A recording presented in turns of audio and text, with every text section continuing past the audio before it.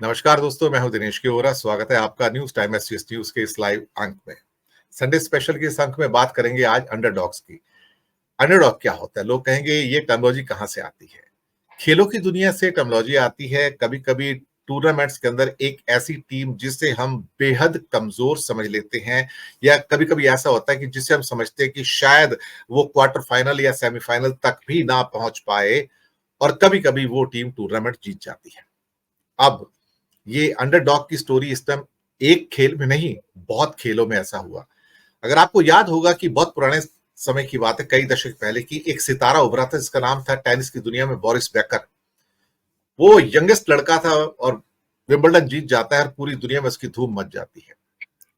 1983 world cup, England. Bharat एक underdog की तरह जाता है जिसकी शायद कोई भी रैंकिंग नहीं थी वनडे में। 1975 और 1979 के जो टूर्नामेंट होते हैं जिसको वेस्ट इंडीज ने जीता था, भारत की परफॉर्मेंस इतनी खराब थी कि उस पर कोई हम वर्णन करने लायक कुछ नहीं था। बल्कि एक तो इनिंग्स ऐसी थी जिसमें उन दिनों में 60 ओवर के मैच होते थे, 50 ओवर के मैच नहीं होते थे, कि सुनील गावस्कर ईस्ट अफ्रीका के खिलाफ खेलते हुए 60 के 60 ओवर खेलते हैं और मुश्किल से 70-80 रन बनाते हैं। तो क्या कहते हैं, कैरिड द बैट। तो उनकी इतनी आलोचना हुई, तुम टेस्ट मैच खेल रहे हो या वनडे खेल रहे हो यहाँ पर। तो कभी कभी ऐसा भी होता है। अभी का वर्ल्ड कप था, यहां पर हिंदुस्तान को काफी एक स्ट्रॉन्ग कंटेंडर माना जा रहा था, लेकिन वो पहले से पीक होना शुरू हो गया। पहले मैच से इतनी बेहतरीन परफॉर्मेंस की पूछिए मत। लेकिन एक टीम थी जो पीछे से धीरे धीरे धीरे धीरे ऊपर आ रही थी, जिसका नाम ऑस्ट्रेलिया था, और राइट टाइम पे पीक करती है। जबकि ऑस्ट्रेलिया के बारे में कहा जा रहा था कि शायद इस बार उनके चांसेस बहुत कम है, उनकी टीम बहुत वीक है। In actuality Australia was a underdog in this tournament, लेकिन वो जीत के चले गए। 1983 में भारत जीत के चला गया। और ऐसी ना जाने कितनी एक अनगिनत स्टोरीज हैं जो कि क्या कहते हैं कि अंडरडॉग्स की स्टोरी है, जो पीछे से आके और ऊपर जाके मैचेस को और टूर्नामेंट जीत के ले जाते हैं। इसी विषय पर ऊपर की आज इंडिया गठबंधन भी अंडरडॉग की भूमिका में है, और शायद 1983 के वर्ल्ड कप से इंस्पिरेशन लेके 2024 के चुनाव में कुछ ऐसा होगा जो लोगों ने एक्सपेक्ट नहीं किया है। आज हमारे साथ बात करने के लिए जो तीन विद्वान मौजूद हैं, मैं परिचय करवा देता हूं। हिंदुस्तान के जाने पहचाने चेहरे हैं, तारुफ की जरूरत नहीं है, लेकिन तो भी रवायत है। गिरीश जोशी साहब गुजरात से, सुजाता पॉल जी आज हैदराबाद से, ऑफकोर्स वैसे उत्तराखंड से है, और हेमंत कुमार जी दिल्ली से, यानी कि पटना से भी। बहुत बहुत शुक्रिया आप सबका। एक छोटा सा एक डायलॉग आता है, हालांकि मैंने चक दे इंडिया के डायलॉग तो काफी मैंने वर्णित किए हैं, लेकिन आज एक नया डायलॉग आपके सामने लेके आता हूं जो इंडिया गठबंधन के लिए है।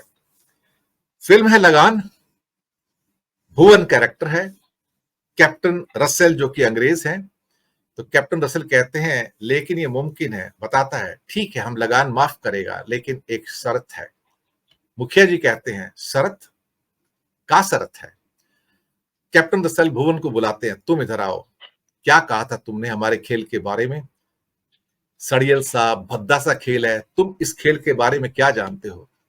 भुवन कहता है बचपन से खेल आ रहे हैं, हमें गिल्ली डंडा कहते हैं, आप ना जाने का।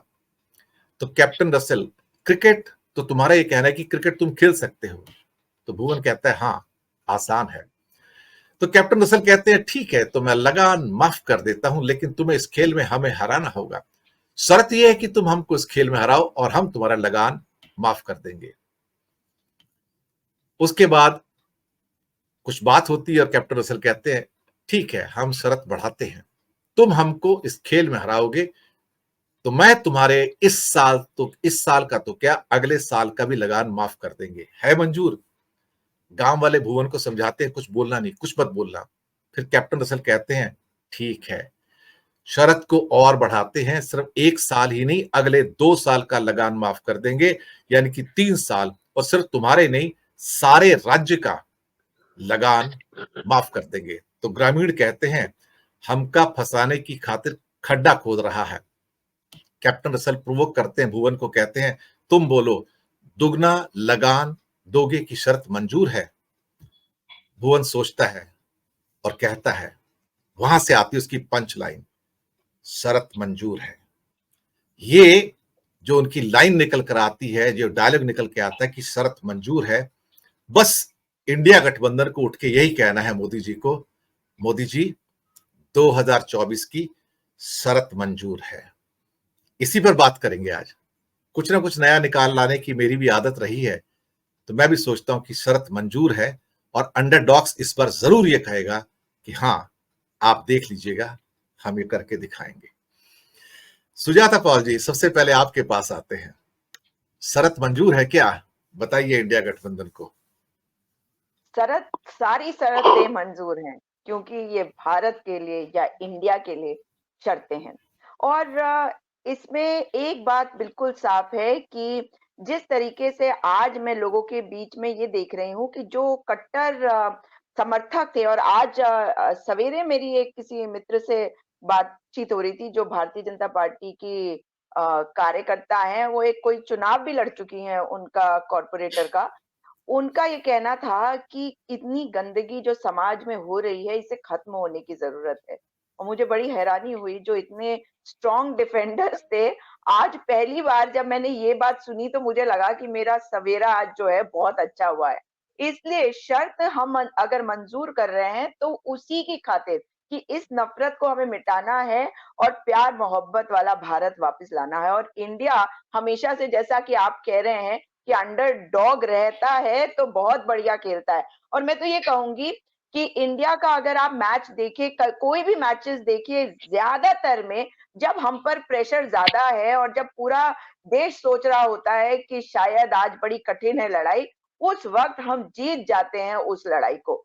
तो अब जो लोगों के सामने भी ये दुविधा है, वो दुविधा दरअसल है नहीं, वो क्रिएट किया हुआ की हुई दुविधा है, क्योंकि परसेप्शन ऐसा क्रिएट किया जा रहा है जैसे कि सामने कोई बहुत ही बड़ा कोई व्यक्ति है, एक महामानव है, उसके अलावा कुछ है नहीं और उससे लड़ना नामुमकिन है, वो बहुत मजबूत है। लेकिन सच्चाई है कि लोग पहचान रहे हैं कि हमारे मुद्दों को भटकाने के लिए मुद्दे दूसरे लाए जाते हैं, जो असली के मुद्दे हैं उनकी तरफ देखा नहीं जाता। और आप अगर लोकसभा के चुनाव को देखते हैं तो ये निश्चित तौर पर एक नेशनल चुनाव है, इसमें नेशनल इश्यूज है, लेकिन सब कुछ का ऐसा झालमेल हो गया है कि मैं ये देख रही हूँ कि लोगों को लग रहा है कि हमारे मुद्दों का क्या हो रहा है।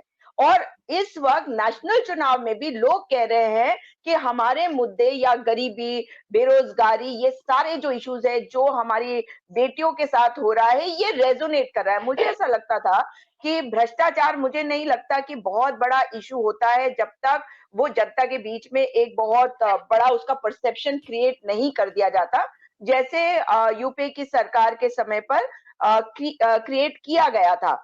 लेकिन इस वक्त क्योंकि इतना जिसे कहते हैं झालमेल सा कर दिया है भारतीय जनता पार्टी के परसेप्शन गेम में, चाहे आप गोदी मीडिया का इस्तेमाल कह लीजिए, सोशल मीडिया का इस्तेमाल कह लीजिए, या इनके तमाम जो बहुत हाइपर एक्टिव वॉइसेस निकल के आती हैं और जो विपक्ष है उसको दबाने की कोशिश, या उनको झूठा बताने की कोशिश, उन्हें भ्रष्टाचारी बताने की कोशिश, उन्हें अधर्मी बताने की कोशिश। तो ये सारी चीजें अब लोगों के सामने आ गई है कि ऐसा है नहीं, ये मुद्दे भटकाने की बात है। और असली चीज क्या है, देखिए, जहां जहां कांग्रेस की सरकारें अब आई हैं, क्योंकि जब शुरुआत में कोई आता है आप उस व्यक्ति को नहीं जानते, आप उस पर विश्वास कर सकते हैं।